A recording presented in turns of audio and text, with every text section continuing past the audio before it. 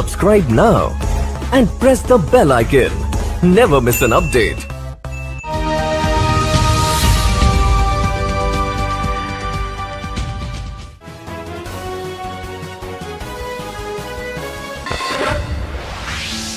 मैं हूं महेंद्रपाल त्यागी ISN7 से। हम देख रहे हैं कि नेशनल मॉडल इंटर कॉलेज के अंदर एक कार्यक्रम का आयोजन किया गया है राष्ट्रीय हिंदू शक्ति संगठन के, और यहाँ पर बहुत बड़े बड़े राष्ट्रीय स्तर के पदाधिकारी आए हुए हैं। और हमारे सामने है संजय अरोड़ा जी, जो राष्ट्रीय हिंदू शक्ति संगठन के संयोजक हैं। आओ उनसे बात करते हैं। देखिए, नमस्कार। नमस्कार। आज किस प्रकार का प्रोग्राम का आयोजन किया गया है? ये राष्ट्रीय हिंदू शक्ति संगठन का कार्यक्रम था। ये मंडल स्तर का कार्यक्रम था, परंतु इसमें प्रदेश के और राष्ट्र के नेता शामिल। इस कार्यक्रम का मेन उद्देश्य क्या है? हमारे इस कार्यक्रम का उद्देश्य हिंदुओं को जागरूक करना और हिंदुओं को संगठित करना और एक मंच पर लाने का कार्य हम लोग कर रहे हैं। राष्ट्रीय हिंदू शक्ति संगठन की सभाएं लगातार चल रही हैं, पूरे देश के अंदर ये कार्यक्रम चल रहे हैं, और हम सबको एक मंच पर लाने का और जागृत करने का कार्य जो है, इकट्ठा करने का कार्य वो कर रहे हैं। मैं अभी सुन रहा था कि अधिकतर जो था राज्यों के अंदर मुस्लिम राज्य हो चुके हैं, कम से कम भी बताया गया कि 14 राज्य मुस्लिम हो चुके हैं। तो इसका क्या कारण है?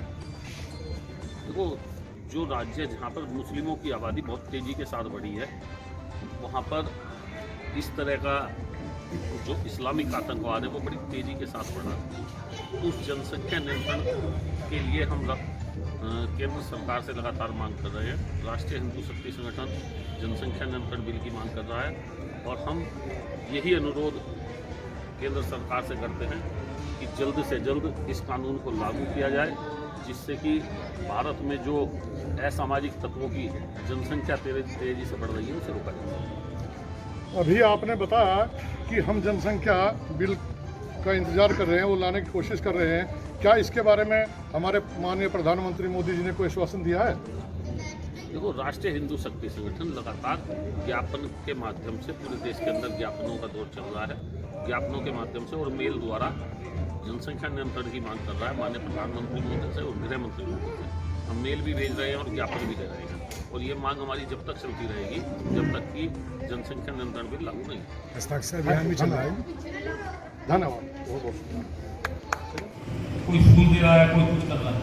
अरे आप पुलवामा के शहीदों को आपको श्रम, हमने उनको श्रद्धांजलि, हिंदू संगठनों ने श्रद्धांजलि दी, राष्ट्रीय हिंदू शक्ति संगठन ने श्रद्धांजलि दी। हमें उन्हें नहीं भूलना चाहिए, हमें उन्हें नमन करना चाहिए, अपने महापुरुषों को नमन करना चाहिए। परंतु ये नहीं कि जो हम ये पश्चिमी संस्कृति जो यहाँ आ गई ना, जो हिंदू समाज को मिटाने के लिए लाई गई है, इसे सबको समाप्त करने का कार्य भी राष्ट्रीय हिंदू शक्ति संगठन के लोग करें।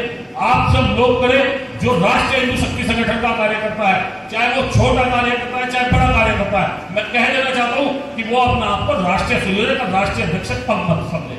वो भी राष्ट्रीय अध्यक्ष है, वो भी राष्ट्रीय संयोजक है। वो समझाना होगा, एक साथ लाना होगा। मैं ये नहीं कहता हूं कि आप राष्ट्रीय हिंदू शक्ति संगठन के साथ जुड़े। जो हिंदू विचारधारा का है वो तो हिंदू है ना।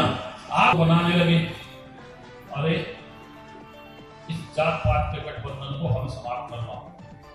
तो ये जात पात में बांटने का काम हम लोगों का चल रहा है ना, ये बहुत गलत है। हम लोगों को जात पात से उठकर काम करना होगा। ना कोई सैनी है, ना कोई ब्राह्मण है, ना कोई पंजाबी है, सब हिंदू हैं। हिंदू चाहे वो जाट है, चाहे ब्राह्मण है, चाहे कोई भी, सब हिंदू है। हमें उसे राष्ट्र निर्माण के लिए बनाना। फिर कहता हूं कि राष्ट्र निर्माण तभी संभव है जब हम सब हिंदू एक होकर एक साथ खड़े होंगे और अपने राष्ट्र का निर्माण करें। किसी और के कंधे पर टक्कर मोदी चलाई होती है ना। आप सोचना कि कोई और जाति आकर यहाँ पे हिंदुओं के अलावा राष्ट्र निर्माण कर देंगे, ऐसा कुछ नहीं है। हमारा जो इतिहास हमें पढ़ाया जा रहा है, जो शिक्षा नीति है वो बड़ी खराब हो चुकी है। उस शिक्षा नीति को हमें बदलना होगा। हम सरकार से मांग कर रहे हैं कि वो शिक्षा बदले, वो शिक्षा नीति बदले, क्योंकि जो इस्लामिक आतंकवादी थे ना, जो ये कहते थे कि देश के लिए हमने बलिदान दिया है, हमने बलिदान दिया, किसी मुसलमान का कोई योगदान नहीं है इस देश के आजादी में। आजादी में योगदान उनका है जिन्होंने हंसते हंसते अपने गले में फंदा डाल दिया और फांसी पर चढ़ गए। योगदान उनका है, किसी मुसलमान का योगदान इस आजादी, इस देश की आजादी में नहीं है। जो है इसके योगदान है, तो मैं उन्हें देना चाहता हूं कि उन्हें डर भी बहुत लगता है इस हिंदुस्तान के अंदर।